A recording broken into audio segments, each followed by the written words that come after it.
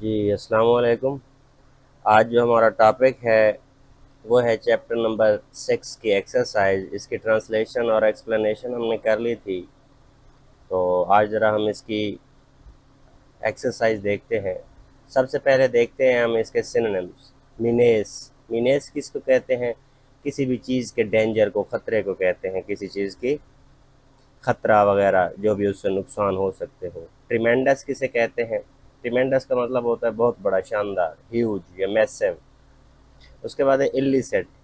इल्लीसेट का मतलब होता है इलीगल या क्रिमिनल, जिस चीज़ की ममानियत हो, मना किया गया, प्रोहिबिटेड। मोमेंट्री किसको कहते हैं? मोमेंट्री मोमेंट से निकला है, इसका मतलब होता है लम्हाती या मुख्तसर, शॉर्ट। डिवेस्टेटिंग किसका मतलब? डिवेस्टेटिंग का मतलब होता है तबाह कुन, ठीक है, डिस्ट्रक्टिव या डिजास्टर्स। उसके बाद है एडिक्शन। एडिक्शन किसको कहते हैं? डिपेंडेंस को कहते हैं, फिक्सेशन को कहते हैं, क्रेविंग्स को कहते हैं, ठीक है। जब आपकी किसी भी चीज़ की कोई आदत हो जाती है ना, जब आप वो ना करें तो आपको ऐसे लगता है कि आपके जिस्म में कोई ख़ास किस्म की मूवमेंट्स हो रही हैं, उनको क्रेविंग्स कहते हैं। उसके बाद है इनेविटेबल। इनेविटेबल किसको कहते हैं? काबिल रश को कहते हैं, जिस चीज़ से बचा ना जा सके, ठीक है। Unavoidable, sure, certain. उसके बाद है प्रिवेंशन। प्रिवेंशन किसको कहते हैं? अवॉइडेंस को कहते हैं या स्टॉपिंग को, किसी भी चीज़ से रुक जाना या ना करना। उसके बाद है सब्सटेंस। सब्सटेंस किसको कहते हैं? मटेरियल को कहते हैं। उसके बाद है ओपियोड्स। ये नारकोटिक्स है, ये मैंने आपको लेसन में बताया था, ठीक है। नारकोटिक्स की एक टाइप्स है एनाल्जेसिक। एनाल्जेसिक वैसे ये वो मेडिसिन होती हैं, कोई भी जब आजकल डॉक्टरों के पास जाता है, जिन लोगों को नींद में कमी आती है, तो उन लोगों को डॉक्टर एनाल्जेसिक देते हैं, ठीक है, जो इससे नींद आती है। प्रेस्क्रिप्शन, प्रेस्क्रिप्शन डॉक्टर की इंस्ट्रक्शन को कहते हैं, हिदायत को कहते हैं। सोबर किसको कहते हैं? काम को कहते हैं, मॉडरेट को कहते हैं। उसके बाद क्या है? How does the text. इसके बाद है जी क्वेश्चन आंसर्स। तो ये क्वेश्चन आंसर हम देखते हैं। तो ये कुछ दो लेसन के अंदर दिए गए हैं और कुछ उसके बाद पोस्ट रीडिंग के हैं, उसके बाद एक्सरसाइज के हैं। तो सब क्वेश्चंस को ज़रा देखते हैं। Questions within the lesson, जो लेसन के अंदर दिए गए हैं। How does Pakistan aim to combat drug addiction and what measures are being taken at the national and international level, ठीक है। तो Pakistan aims to combat drug addiction through the nationwide anti drug awareness campaigns, collaboration with the public and private educational institutions and efforts by the anti-narcotics force, ठीक है। पाकिस्तान क्या कर रहा है? Course के अंदर ये चीज़ें ऐड कर रहा है कि ताकि हमारी यूथ इस चीज़ से अवेयर हो, ठीक है। उसके बाद है who are the four athletes mentioned in the text and what were their experiences? The four athletes mentioned are Josh Hamilton, Brett Favre, Chris Herron, Anthony Irwin. They struggled with the drug addiction but overcame it and now advocate the sobriety. ठीक है, ये चार लोग थे, player थे, जो नशे में पड़ गए और फिर उनने छुटकारा पाया। उसके बाद ये पोस्ट रीडिंग के दो क्वेश्चंस हैं। Identify and list the main ideas presented in the text regarding the role of the drug addiction in shaping the responsible individuals, ठीक है। The main idea that drug addiction can harm individuals and society, and awareness and prevention are key to shaping responsible individuals। ऐसा नहीं है कि मुआशरे में कोई शख्स अगर नशा कर रहा है तो हम कहें नहीं हमारा क्या होता है, ठीक है। तो जो सोसाइटी होती है वो इंडिविजुअल्स, अफराद से मिलकर बनती है, और जब तक एक फ़र्द को नहीं बचाया जाएगा, एक जो फ़र्द होता है वो किसी भी सोसाइटी का यूनिट होता है, जब तक आप यूनिट को नहीं बचाएंगे तो एक अच्छा मुआशरा तश्कील नहीं पा सकता। What does the anti-narcotics force play in the Pakistan efforts to combat the drug abuse? The anti-narcotics force play a leading role in mass awareness and community participation programs to educate the people against drug abuse, ठीक है। तो ये इदारा क्या कर रहा है? बहुत ज़्यादा रोल अदा कर रहा है लोगों को इसके बारे में बताने के लिए कि जब आप नशे की लत में पड़ जाते हैं तो उसके क्या क्या डिसएडवांटेजेस हैं और क्यों नहीं पढ़ना चाहिए। उसके बाद अब ये आते हैं ज़रा एक्सरसाइज वाले क्वेश्चंस पे। क्वेश्चन नंबर 1 है how does the text illustrate the cause and effects relationship between the community based initiatives and the prevention of the drug abuse, ठीक है। The text illustrates the community-based initiative can prevent drug abuse by raising awareness and promoting the education.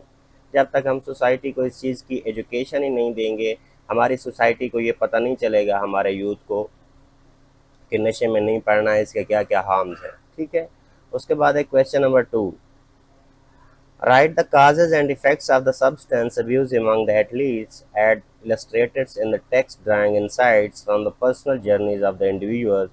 How do their personal experiences provide valuable perspective on the hurdles and outcomes associated with the drug addiction? अगर सही मायने में इसका answer लिखा जाए तो बहुत ज़्यादा लेंथी हो जाता है, तो मैंने कोशिश की है इसको शॉर्ट करने की।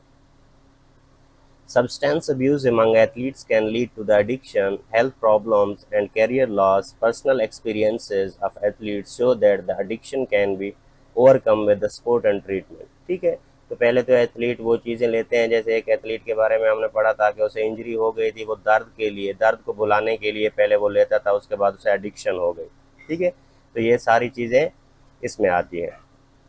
How does the text emphasize the importance of the protecting youth from the drug addiction, and what specific initiatives are mentioned to achieve this goal? ठीक है, the text emphasizes the protecting youth from the drug addiction through the initiatives like anti-drug awareness campaigns and education. तो जाहिर सी बात है, एक चीज़ की अगर आपको नुकसान का पता ही नहीं होगा तो आप कैसे उस चीज़ से बचेंगे, या आप उसके बारे में कैसे कुछ कमेंट कर सकते हैं। ठीक है, तो इसलिए बेहतर होता है कि उसकी पहले अवेयरनेस दी जाए और उसके बाद उसके बारे में मज़ीद काम किया जाए। ये क्वेश्चन नंबर 4 है, What is the significance for the Pakistan to collaborate with the public and private educational institutions in launching nationwide anti-drug awareness campaigns and mentioned in the text? ठीक है, the collaboration with the educational institution is significant to reach the larger audience and educate the youth about drug abuse. तो जाहिर सी बात है, हमारे पास सबसे बड़ा जो प्लेटफॉर्म होता है वो यही होता है कि स्कूल और कॉलेज के बच्चों को बचाया जाए और बताया जाए। ठीक है, जब तक उनको पता नहीं होगा, क्योंकि एजुकेटेड इंसान का बिहेवियर जो होता है वो थोड़ा सा पॉजिटिव होता है। ये एक अलग बात है कि आजकल ज़्यादा स्कैंडल्स इन्हीं इंस्टीट्यूशंस में आ रहे हैं, लेकिन फिर भी एजुकेटेड बंदा अगर अमल करना चाहे तो बहुत कुछ हो सकता है। What message is the question number 5? What message is the text conveying about the addiction? What steps are suggested for those who may be suffering from addiction? ठीक है, the text conveys that the addiction is a treatable condition and seeking help and support is essential for recovery. ठीक है, तो ऐसा नहीं होता कि अगर कोई नशे में पड़ गया है तो बस इसको रहने दो। हमारी सोसाइटी का अलमिया ये भी है कि जब कोई नशे में पड़ जाता है तो बस हम कहते हैं पड़ गया पड़ गया पड़ गया। ठीक है, बजाय इसके कि पॉजिटिव बिहेवियर के साथ हम उस चीज़ को इम्प्रूव कर सकते हैं। उसके बाद ये प्रोजेक्ट बेस उसने दिया हुआ है। ठीक है, तो इसके डिस्क्रिप्शन पढ़ लेते हैं। ये एक नीचे मैंने एक पिक्चर भी लगा दी है इंटरनेट से उठा के, तो आप देख सकते हैं, आप किसी भी तरह से इसकी विजुअल रिप्रेजेंटेशन कर सकते हैं, जैसे सिंपल चार्ट बनाए जाते हैं। A visual representation highlighting the significance of drug education and prevention could include statistics, image, and personal stories to raise the awareness and promote the drug-free society. ये ऊपर जो डिस्क्रिप्शन मैंने दी हुई है ये आप अपने खुद से बना सकते हैं, ये चीज़ें उसमें ऐड कर सकते हैं। इसके बाद देखते हैं क्वेश्चंस के बाद,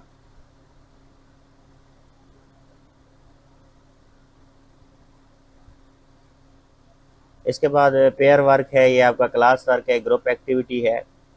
उसके बाद read the following and correct it keeping in view the convention of the standard English in the various textual context. ठीक है, ये प्रूफ रीडिंग करनी है, तो प्रूफ रीड करते हैं।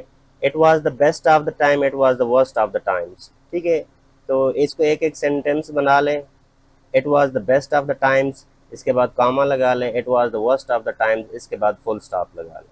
इसके बाद नया सेंटेंस शुरू करें। It was the age of wisdom, it का आई कैपिटल कर देंगे। It was the age of wisdom, फिर comma. It was the age of foolishness, इसके बाद फुल स्टॉप। उसके बाद दोबारा आई कैपिटल कर देंगे। इट वॉज द एपॉक, ये इसके स्पेलिंग गलत लिखे गए हैं एपॉक के। ठीक है, एरा को कहते हैं, टाइम ड्यूरेशन को कहते हैं। इसके बाद ई नहीं आता, एपॉक कहते हैं इसे। It was the epoch of the believe, इसके बाद comma. It was the epoch of the incredulity. ठीक है, इसके बाद full stop. It was the season of the light, इसके बाद फिर comma. It was the season of the darkness. ठीक है, इसके बाद फुल स्टॉप। फिर इट के बाद आई कैपिटल आएगा। It was the spring of the hope.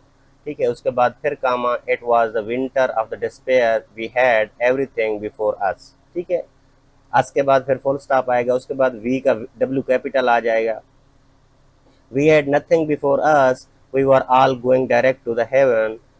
ठीक है, इसके बाद full stop, we were all going direct to other way, इसके बाद full stop. In short, I capital आ जाएगा, शॉर्ट के बाद कामा आ जाएगा। In short the period was so far like the present period.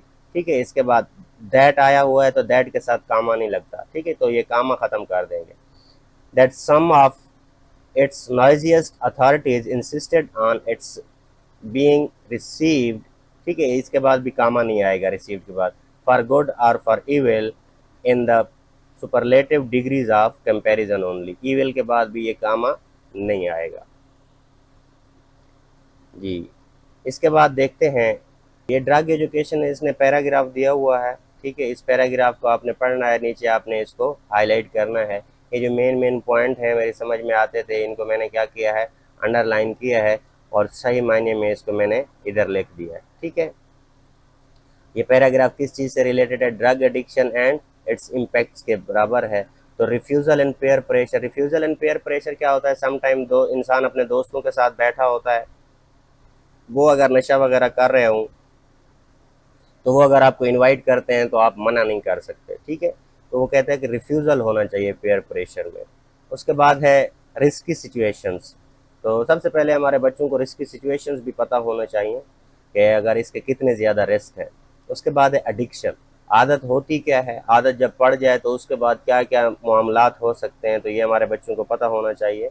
ये इसी पैराग्राफ में दिया गया, उसी पैराग्राफ को हमने इस शेप में लिखा है। Knowledge about the risky situations. ठीक है, तो उनको पहले नॉलेज होनी चाहिए, उनको एजुकेट करना चाहिए। अर्ली इंटरवेंशन होनी चाहिए, ऐसा ना हो कि बंदा पूरी तरह नशे में पड़ चुका हो तो फिर हम सोचें कि हम इसका नशा छुड़वाएंगे। इससे अच्छा है कि जब आपको पता चले कि एक शख्स नशा स्टार्ट कर चुका है तो शुरू शुरू में उससे छुड़वाना कदरे आसान होता है।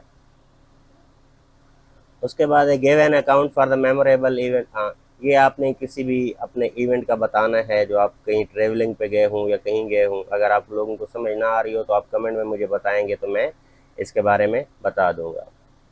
उसके बाद है ह्यूमन सीजन्स। ठीक है, ये उसने जॉन कीट्स की पोएम दी हुई है।